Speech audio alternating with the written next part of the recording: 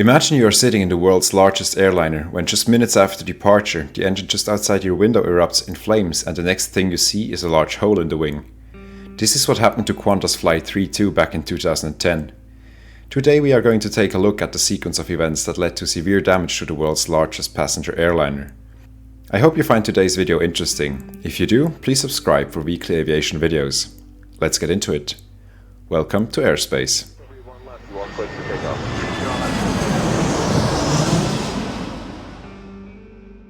On November 4, 2010, Qantas Flight 32 had just departed from Singapore's Changi Airport. When it passed an altitude of just about 7,000 feet, the crew heard two loud bangs and immediately, the aircraft started to show multiple failure warnings on its ECAM display in the middle of the instrument panel.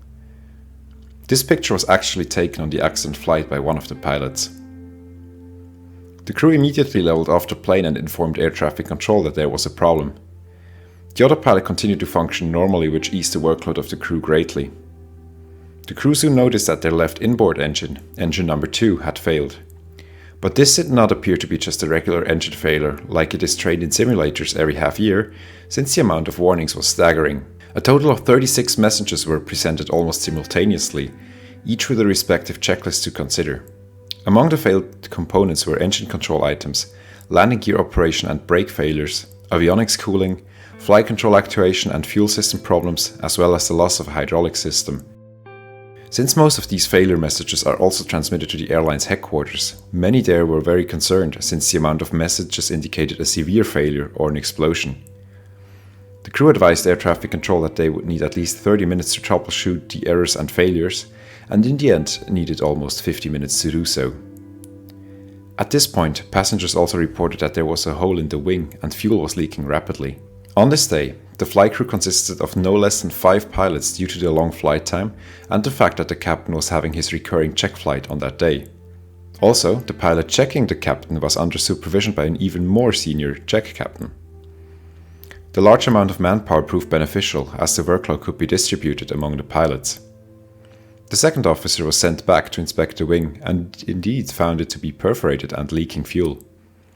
Meanwhile, the rest of the crew tried to calculate if a return landing in Singapore would be possible, and after some difficulties due to the complexity of the situation, was able to determine that a landing would be possible with just 150 meters of the 4-kilometer runway remaining after landing.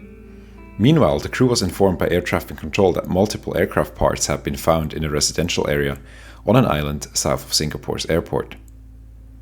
After the crew had completed the handling of all the checklists and briefings, they started their approach to Singapore's runway 20 center, which with its length of 4 kilometers is among the longest runways out there. The approach proved to be rather challenging since the aircraft was above its maximum certified landing weight, which led to a so-called overweight landing. In such an overweight landing, special care must be given to the aircraft touchdown and braking in order to avoid further damage to the aircraft. Also, the leading edge slats failed, which led to a higher approach speed for the huge and heavy aircraft. With one engine failed and all other engines in degraded control modes, the captain elected to set a fixed thrust on the outer engines, making minor adjustments only with the remaining inboard engine to keep the plane from yawing too much. After an approach flown quite expertly, the plane touched down exactly where it needed to. The captain applied brakes and reverse thrust on the remaining inboard engine. The outboard engines do not have thrust reversers on the A380. In his book, the captain describes the moment of great relief as he noticed the plane would indeed stop with some 100 meters of the runway to spare. After the plane came to a halt, the crew shut down all engines and cut power to most systems to make the area safe for the approaching emergency services.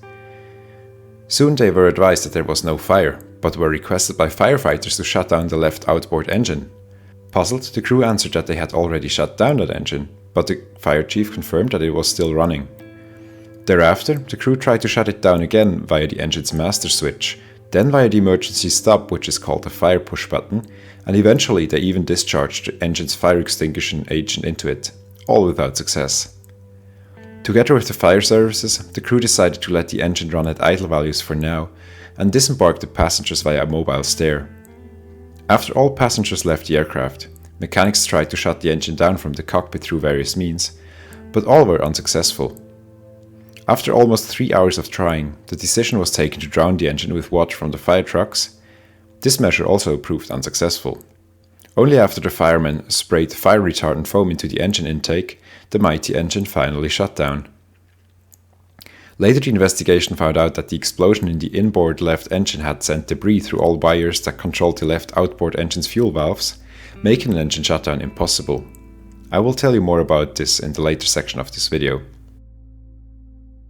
The investigation that followed praised the crew for their excellent handling of the situation. To date, this flight is often cited in crew resource management courses as an example of excellent crew performance.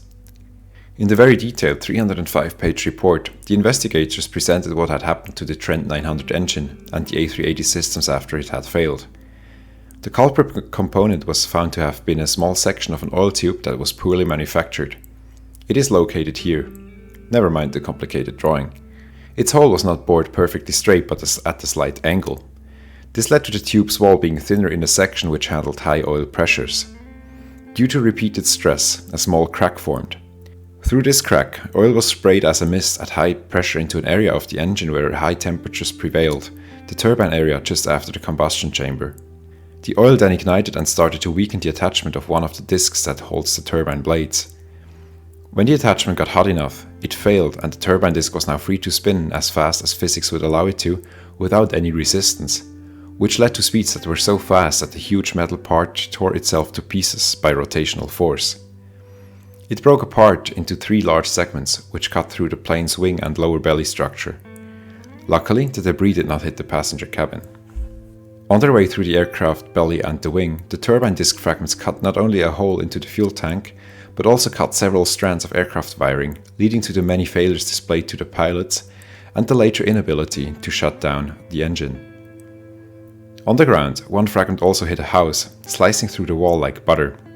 Fortunately, no one was injured, neither on the stricken plane nor on the ground. I have seen the accident plane a few years later on multiple occasions in London Heathrow. It was obviously repaired, and it still flies today. Thank you very much for watching. If you like what you saw, please subscribe for weekly aviation videos. See you in the next one.